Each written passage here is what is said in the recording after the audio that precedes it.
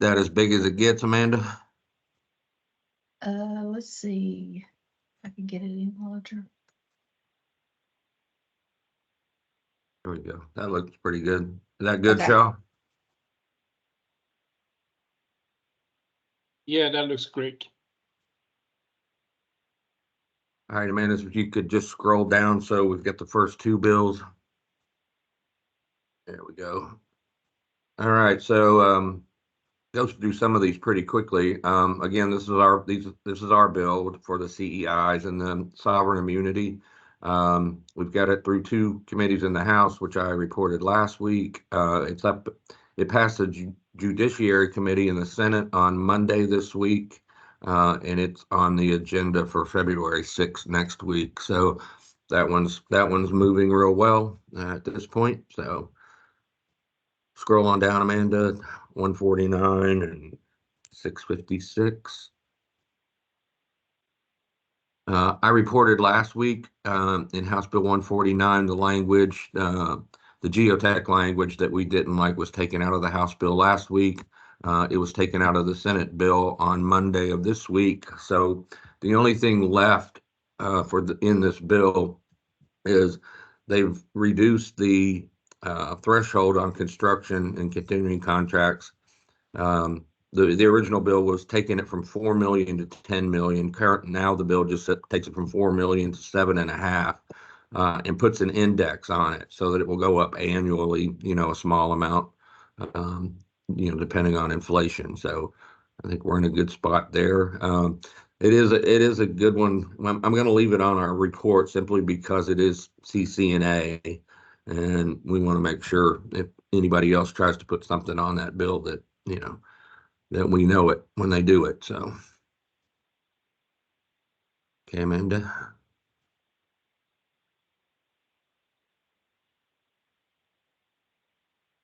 The alternative mobility funding systems. This is the one I talked about last week. I had read it as they were limiting impact fees, which they are, but replacing that money with alternative funding systems. So as you can see, it's moving quickly in the House. It's ready to be heard on the floor of the House.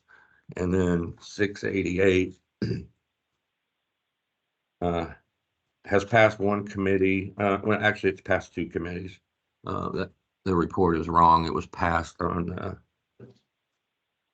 30th. So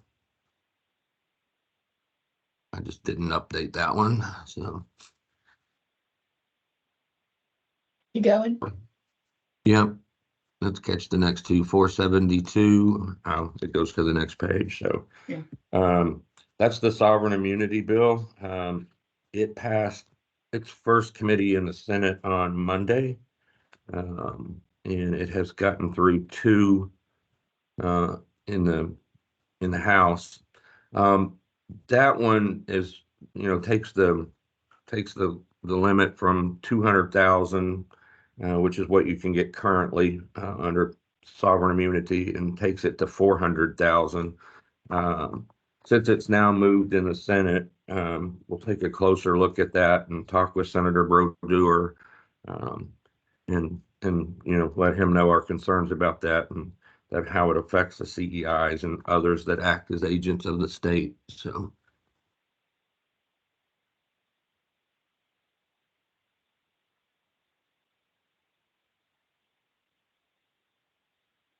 Okay, 266 and 287. Keep going, Amanda.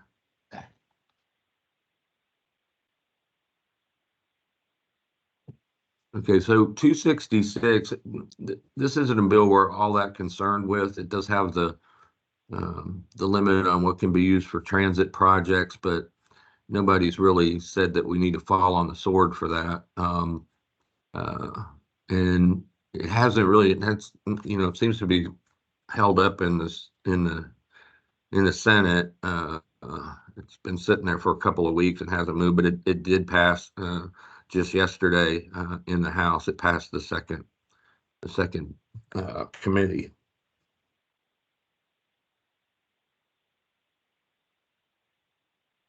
It's got one more in the House. So 1032. and 7049. Keep scrolling, Amanda.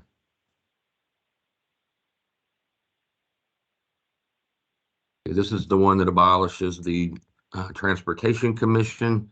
It has shown up now on the agenda for next week in the Senate. I'll make sure I sit in that meeting and get some better information on what this is about. And then 749 passed its first committee yesterday. So we have been told, I mean, this is one we're watching, but we have been told in the House by the chair of the Infrastructure Strategies Committee that he's not going to hear the bill.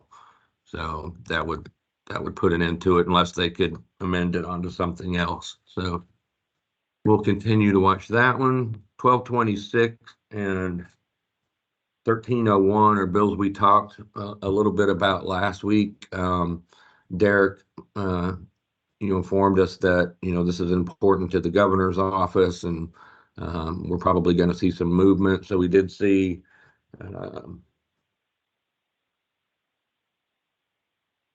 let's see, I'm getting lost here, Amanda. Hold on one second. Okay, so now it is up again in the House next week on February 5th.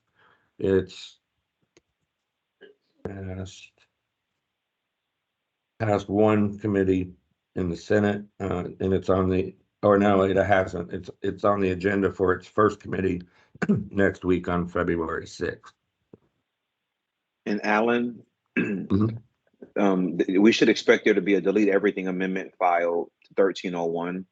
And actually, it would be 1226 first because it's going to be heard. And the similar one will be filed at 1301, whether it be this next week coming or in the final stop. But the department, I spoke to Lita Kelly last night.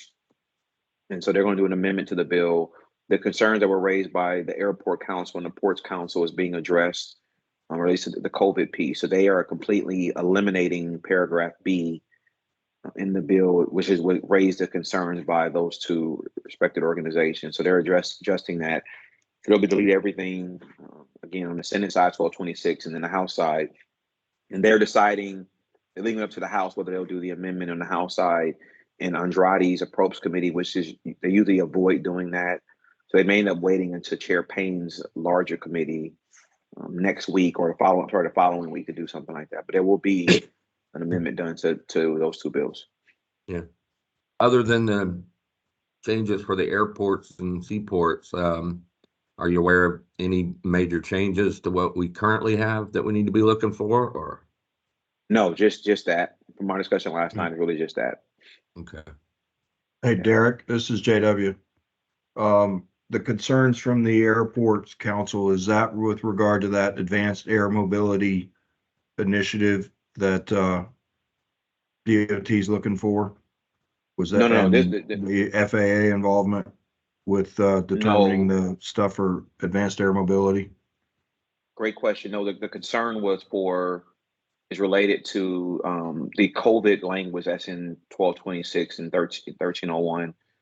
That basically tells the airports if you post signage requiring or mandating masks to be worn, your state funds will be held up. So they're adjusting that language in that bill. That's the main concern. The actual air mobility, there is conversation being had by Tampa airports with the governor's office, because Tampa airport feels like the wording caters to Orlando airport, but the council itself is not involved in that. That's really just conversations being had between the two. But the main concern was related to the COVID wording and the impact it would have on airports if they were out of compliance with FAA and what that would do to their state funds. Okay. Yeah, we were also told that GOA was sponsoring a bill of sorts up to kind of become the hub for advanced air mobility. So I can see why Tampa International's correct concerned about that. So, okay. Absolutely.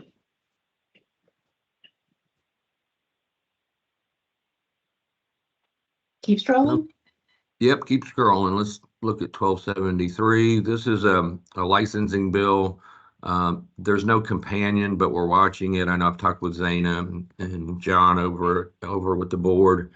And basically what this one does, it says, somebody from out of state comes in and wants to get a license and the board determines that they don't meet the criteria. That decision would then go to the secretary. who could overrule the board. The obvious question on that is, well, then why do we need the board at all? So we're watching it. Like I said, I've talked with Zana about it. What intrigues me about it now is this: if you look at that second committee, it's been pulled from that committee and it'll just go straight to commerce. So in effect, it's past two committees. But again, there's no Senate companion, but doesn't mean something can't show up in the Senate. So we'll keep a close eye on that one. And then another licensing bill is 1600. It's different from the previous bill. And that's interstate mobility. And that's, going back last year, it was called universal licensing. That's going back to making it easier for folks to come from out of state and get a professional license here in Florida. Our argument back to them is we already make it really easy. As long as you meet the three criteria, you can have, a license in Florida in 2 to 3 weeks. And we can't make it any faster than that. So, again, we were promised at the beginning that we weren't going to be in this bill. There's some language affecting Chapter 455 in there that's got Zana and the folks with the board a little nervous. So we're chasing that down just to see what it does. But specifically, we're not mentioned in the bill, and so. We need to get with the sponsor and the other folks and let them know. I'm still trying to figure out exactly what they feel is wrong. I'm supposed to talk with John Rhimes over there, their attorney, today, so I will do that. And then the aviation bill. Derek, you probably know more about this one than I do, and I think this is hits on the subject JW had just mentioned. Correct. So this bill is also important to the department.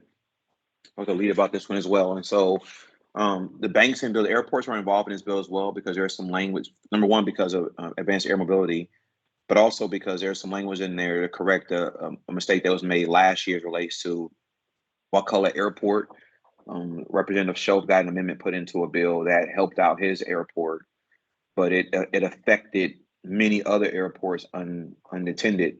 So this year, there's some language that got put into 981 this week here that will correct that language. To still help out Wakulla Airport, but undo the unintended consequence on the other airports. That language will be added to 1362 at its next stop, more likely, or at the final stop, based on what Senator Harrell and the chairs can agree upon. This bill is, as JW mentioned, this is one that really, GOA really does benefit greatly from this. And so Tampa Airport has raised concerns with the governor's office and with DOT. The overall council is not getting involved because, you have two of your members that are at odds on this one, but it's favorable to GOA, right? With Secretary Tebow having been at DOT, having been a part of this administration. They actually did a demonstration at GOA over the summer where he had legislators come down there for the demo, and so many of them saw that. But this bill has a lot of push behind it, and so it's getting there. The chair of the first stop in the House, Representative McFarland, has been a major proponent of this bill and helping out Representative Bankson with it as well. And so there's a lot of push from DOT and the governor's office behind this bill.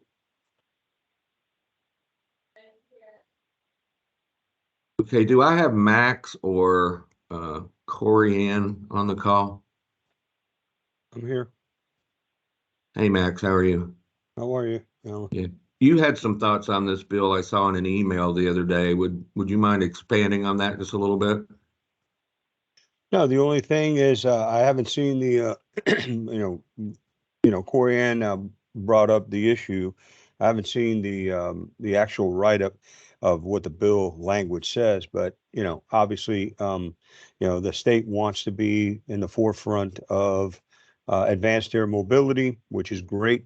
The only thing I didn't read is the requirements, obviously, that everything needs to be coordinated with the FAA, and the FDOT issued a report late last year about advanced air mobility. I didn't see anything that tied, at least from the simple write-up, that really talks about, you know, that, you know, advanced air mobility is really in the area of the FAA, and the requirements will come from them. Problem is the FAA is not forthcoming right now with any directives for advanced air mobility. They're still reviewing it and trying to determine how they're going to, you know, I don't want to use the word control, but provide the you know, the requirements. And you know, right now, for the time being, they're treating anything with advanced air mobility as if it was a helicopter operation. And I've been talking to a couple of the airports that we deal with, and their planning departments, and basically everybody says the same thing, that FAA yet does not have their act together when it comes to advanced air mobility, in their opinion, other than you know,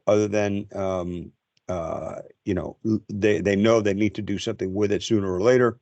And FDOT has gone ahead and issued at least a report of what they would like to do. I don't know how that report correlates with what the bill is trying to put in place.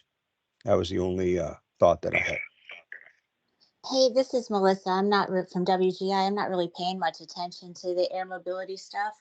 I'll get with Corey Ann and find out what the issue is, but I do get email alerts at least once a week that USDOT has done 2 or 3 webinars on their approach to air mobility and the new rules that they're rolling out. I don't know if you've been watching those, but they've had a couple of them so far.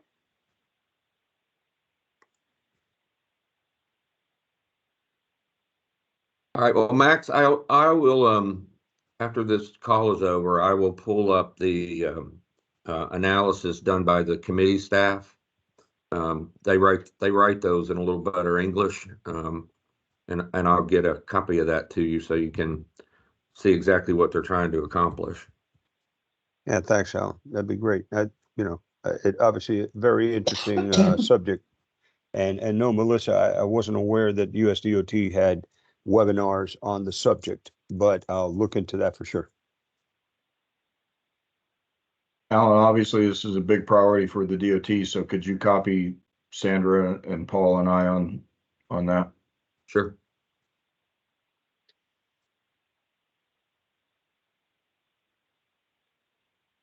All right, anybody else? I think that's about all I had. We got 5 more weeks to go. This is the end of the 4th, so Wednesday next week is the halfway point, and then it gets really fun. So anybody, if nobody has anything else, we'll call this one done. Okay, Thanks, have Alan. a great day. Hearing none. Have a great weekend, everyone. You too. Thanks, Thank Alan. you. Thanks, Alan. See you.